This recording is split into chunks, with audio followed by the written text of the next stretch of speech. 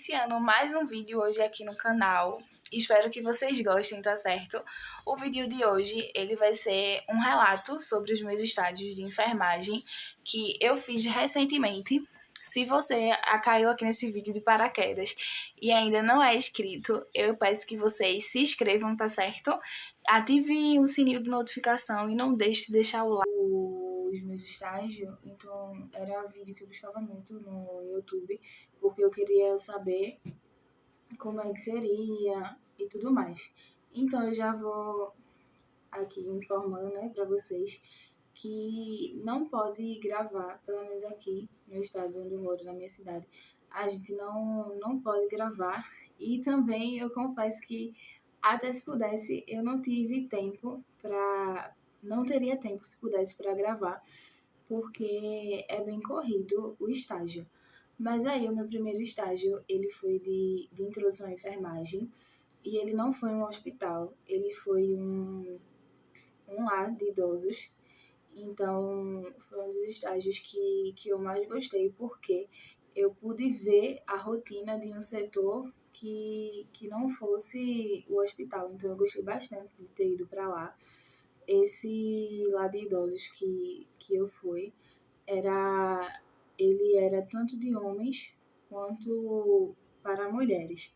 Eu fiquei num lado que era da parte feminina, e lá no meu estágio, o que foi cobrado, o que eu aprendi foi, como era um lar de idosos, então eram idosos que, por estar na pandemia, não estão até ainda recebendo visita. Elas se sentem muito sozinhas, porque muitas das vezes a maioria delas tem família, mas aí abandonaram por algum motivo, eles não têm condições de, de cuidar delas. Então, a primeira parte o principal, o primordial de um estágio que você vai, que é numa clínica de reabilitação, ou esse que é no lar de idosos, é que a gente passa a maior parte do tempo conversando com essas idosas, dando mais aquele apoio emocional a elas, onde a gente conversa, a gente tá ali para escutar, a gente conta coisas da gente também. Então é muito disso, da nossa parte humana, da gente dar aquele apoio emocional. Mas aí também tem as atividades, né? Eu aprendi bastante, e o meu grupo também. Onde quando a gente chegava lá, esse lá de idosos, ele era bem organizado. Então, os funcionários que tinham lá, tinha o cuidador de idoso, tinha o técnico de enfermagem, tinha a enfermeira, tinha a fisioterapeuta, nutricionista, psicóloga, tinha um médico que ele ia lá 2 vezes semanalmente. Mas aí a gente chegava lá, o meu estágio, ele é obrigatório para iniciar às 7h30. Só que aí a gente chegava lá às 7h30, mas a gente só descia de 8 horas. Por quê? Como os cuidadores, eles já deixavam elas organizadas. Então, quando a gente chegava lá, a gente conversava com elas, auxiliava elas no café da manhã delas, ajudava elas a tomar. Tinha algumas que não conseguiam comer sozinha, então a gente ajudava a dar comida a elas. A gente também fazia dinâmicas com ela. Todos os dias a gente fazia algo relacionado a cuidados de beleza. A gente fazia todos os dias maquiava, ajeitava o cabelo. Uma vez na semana a gente fazia as unhas, e sempre fazendo tudo do jeito que elas gostam, entendeu? Fazendo sempre da forma que fosse agradar elas, entendeu? A maquiagem a gente fazia sempre do gosto delas, a unha, tinha uns que gostavam de unha mais escura, outras gostavam de unha mais clara. Então a maior parte era mais essa rede de apoio emocional, são idosas muito legais, muito fofas, que realmente sentiam muito a falta desse apoio, né, de estar perto dos familiares. Mas aí, em relação à técnica, né, a gente aferia os sinais vitais delas logo após que elas tomavam café e antes da gente ir embora também, aferia todos os sinais vitais, a gente fazia, a minha professora cobrou bastante, então é bom que vocês estudem sobre evolução de enfermagem. A gente todo dia pegava uma, duas idosos diferentes para poder evoluir elas. Lá, como é um lar de idosos, lá não tinha nenhuma idosa crítica. Todas as idosas lá elas estavam no estado regular. Nenhuma era crítica.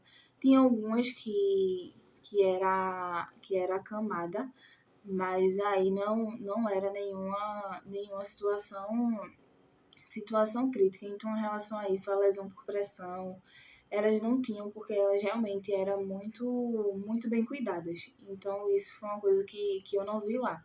Mas a gente aferiu os sinais vitais, a questão da evolução, a gente fazia evolução todos os dias.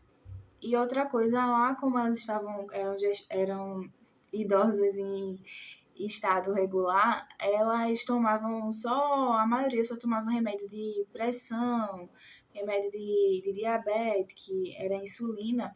Então aí a gente também não fazia a medicação, porque elas tomavam na hora do café da manhã em comprimido. As idosas que tinham diabetes, não, a gente fazia a insulina de horário, aí a gente teve com esse contato com a medicação, né, de injeção, aí fazia a insulina delas de horário, mas fora isso não tinha nenhum outro tipo de medicação de emergência, nada disso, porque elas eram realmente idosas em estado regular. Mas aí a gente, fora essas atividades que a gente fazia com elas, tinha algumas idosas que elas tinham lesão por fricção. Tinha umas que era lesão por conta da diabetes e tinha outras que eram lesão por fricção.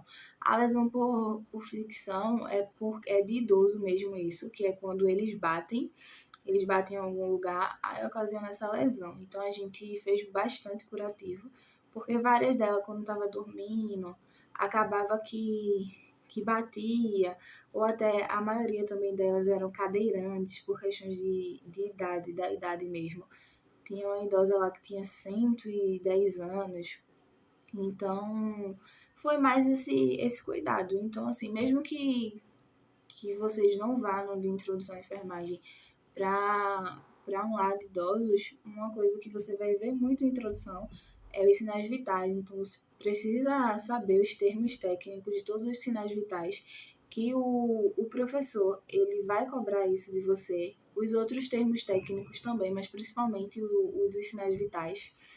Foi no setor de clínica cirúrgica, era um hospital público, né, aqui da minha cidade, e a rotina desse setor foi uma rotina que eu gostei muito, onde a gente fez muita admissão, né, de paciente, ou o paciente estava internado em outro setor, ou, na maioria dos casos, eram cirurgias marcadas, não eram cirurgia de emergência, era cirurgia com data marcada, onde eles vinham 1 ou 2 dias antes da cirurgia para poder se preparar. Aí a gente fazia a admissão desse paciente no setor.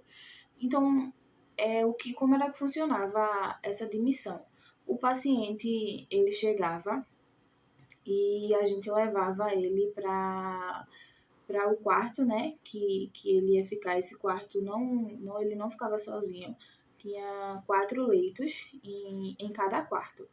Então, quando a gente mostrava, né, o hospital, o setor, na verdade, para eles, e dentro do quarto já tinha, de cada quarto, já tinha um banheiro. Então, a gente mostrava o ambiente, né, para ele e para o acompanhante também.